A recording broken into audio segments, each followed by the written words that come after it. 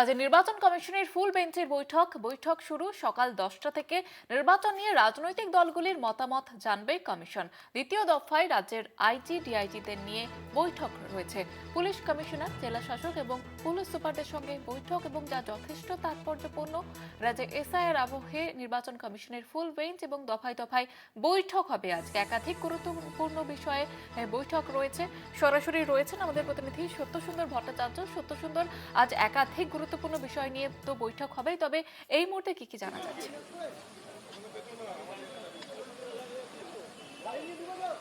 দেখো, সকাল 10টা থেকে বিভিন্ন যে স্বীকৃত রাজনৈতিক দলগুলি রয়েছে সেই রাজনৈতিক দলের প্রতিনিধিদের সঙ্গে বৈঠকে বসবে নির্বাচন কমিশনের ফুল বেঞ্চ। ইতিমধ্যেই নিউ টাউনের সেই যে হোটেলে এই বৈঠক হবে, সেই হোটেলে কিন্তু তার বাইরে নিশ্চিদ্র নিরাপত্তা রাখা হয়েছে। তার কারণ, গতকাল যখন মুখ্য নির্বাচন কমিশনার জ্ঞানেশ কুমার শহরে পা রেখেছেন, তারপরে তিনি যখন এই হোটেলে ঢোকার আগে তিনি কিন্তু বিক্ষোভের মুখে পড়েছিলেন। তাকে গো ব্যাক স্লোগান দেওয়া হয়েছিল, কালো পতাকা দেখানো হয়েছিল। এমনকি আজকে সকালে তিনি যখন কালীঘাটে মন্দিরে পুজো দিতে যান, সেখানেও তাকে কিন্তু বিক্ষোভের মধ্যে পড়তে হয়। স্বাভাবিকভাবেই একদিকে যখন তৃণমূল কংগ্রেস নেত্রী মমতা বন্দ্যোপাধ্যায় ধর্মতলায় ধর্ণা দিচ্ছেন এই এসআইআর ইস্যুকে সামনে রেখে, এবং 60 লক্ষ ভোটার, তাদের নাম এখনো পর্যন্ত তালিকাভুক্ত হয়নি, তাদের নথি যাচাই বাকি রয়েছে এবং নিষ্পত্তি হয়নি, এই গোটা যে আবহ রয়েছে সেই জায়গায় দাঁড়িয়ে কিন্তু নির্বাচন কমিশনের ফুল বেঞ্চের সঙ্গে স্বীকৃত রাজনৈতিক দলগুলির বৈঠক। স্বাভাবিকভাবেই কিন্তু নির্বাচন কমিশনের কাছে নির্বাচন কমিশনকে সরাসরি মুখ্য নির্বাচন কমিশনারকে কিন্তু প্রশ্নের মুখে পড়তে হবে স্বাভাবিকভাবেই। তার কারণ, যে পদ্ধতি, সেই পদ্ধতি এসআইআর এর পদ্ধতি নিয়ে এর আগেই বিভিন্ন সময়ে তৃণমূল কংগ্রেস, সিপিএম সহ রাজনৈতিক দলগুলি তারা কিন্তু প্রশ্ন তুলেছিল, এবং সেই জায়গায় দাঁড়িয়ে এই যে 60 লক্ষ ভোটারের এখন জুডিশিয়াল এনকোয়ারি হচ্ছে ভিন রাজ্য থেকে, ওড়িশা, ঝাড়খণ্ড থেকে ইতিমধ্যেই প্রায় 200 জন বিচারক, জুডিশিয়াল অফিসার তারা এসেছেন। তারা এই গোটা প্রক্রিয়ায়, এসআইআর প্রক্রিয়ায় তাদের নথি যাচাই করবেন এবং তারপর সেগুলো নিষ্পত্তি করবেন। অর্থাৎ কত সময় লাগবে সেইটা কিন্তু একটা বড় প্রশ্ন।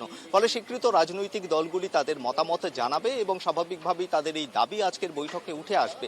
তার পরবর্তী পর্যায়ে যে বৈঠক রয়েছে, রাজ্যের আইজি, ডিআইজি এবং পুলিশ সুপার এবং বিভিন্ন জেলার যারা জেলা নির্বাচনী আধিকারিক রয়েছে তাদের সঙ্গে বৈঠক করবে নির্বাচন কমিশন। সেক্ষেত্রে আইন শৃঙ্খলার প্রশ্নে কতটা প্রস্তুত রয়েছে বিভিন্ন জেলার, এর আগে নির্বাচনকে ঘিরে যে ধরনের হিংসার ঘটনা ঘটেছিল ইতিমধ্যেই কিন্তু সেই রিপোর্ট নির্বাচন কমিশনের কাছে রয়েছে। ফলে স্পর্শকাতর এলাকা চিহ্নিত করে সেই এলাকায় যাতে কেন্দ্রীয় বাহিনীর মোতায়েন কিভাবে করা যায় সেই বিষয়টিও কিন্তু আইন শৃঙ্খলার প্রশ্নে একটা বড় প্রশ্ন।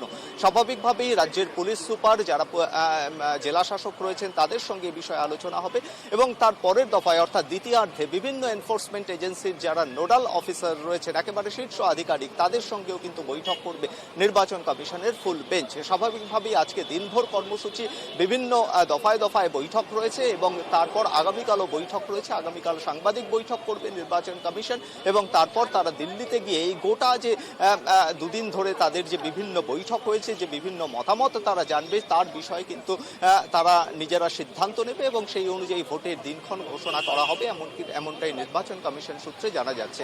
কিন্তু তার আগে এই মুহূর্তে নিউ টাউনের যে হোটেলে মুখ্য নির্বাচন কমিশনার জ্ঞানেশ কুমার সহ নির্বাচন কমিশনের ফুল বেঞ্চ তারা রয়েছেন এবং আর কিছুক্ষণের মধ্যেই সকাল 10টা থেকেই শুরু হতে চলেছে বিভিন্ন স্বীকৃত রাজনৈতিক দলগুলির প্রতিনিধিদের সঙ্গে সর্বদল বৈঠক।